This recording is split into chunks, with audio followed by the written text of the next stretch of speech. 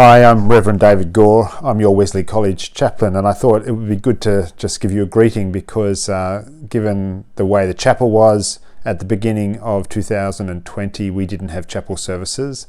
And even though I think I got to greet most of the first years, that was a very big week, and you've probably forgotten me already. And since the COVID-19 shutdown, obviously many of us haven't been at the college campus at all. So I thought I'd just say hi and let you know that I am actually available to be contacted if ever you need to talk about anything or you just want to bounce some ideas around. I am theologically trained. I have some counsellor training as well, but also a very good listener.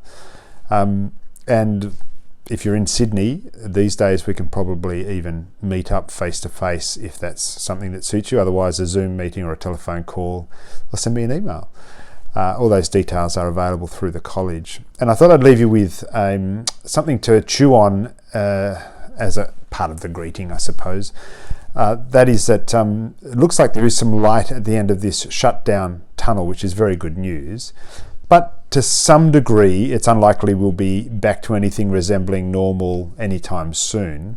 And that got me thinking too about the fact that we really need to consider a much bigger perspective when we're thinking about our behaviours and actions in the world, because it's now become really apparent in a very tangible way how one person's actions has an impact not just on another person but on a whole community and then potentially a whole state or a whole nation.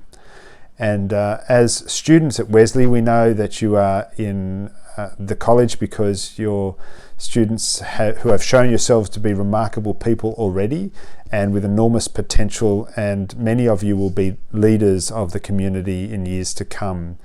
And so it's a great opportunity to consider what it means to take actions in your life now that have an impact on the broader community, not just those who are your close friends, but indeed the whole community.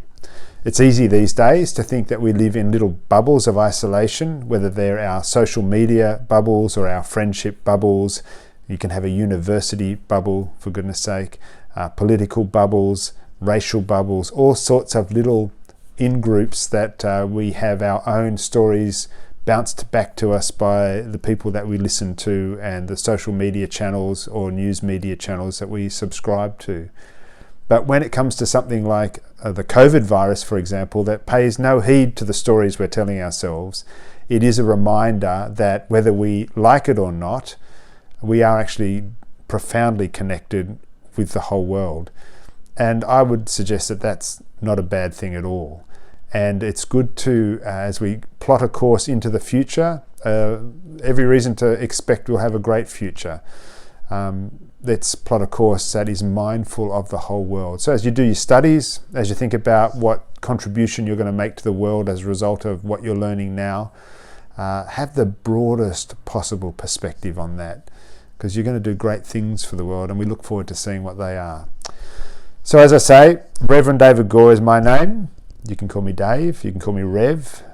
That's probably the best too. And if you ever want to talk, give us a yell. And happy to sit down with you and talk about all sorts of things. God bless. Stay safe. I hope to see you very soon.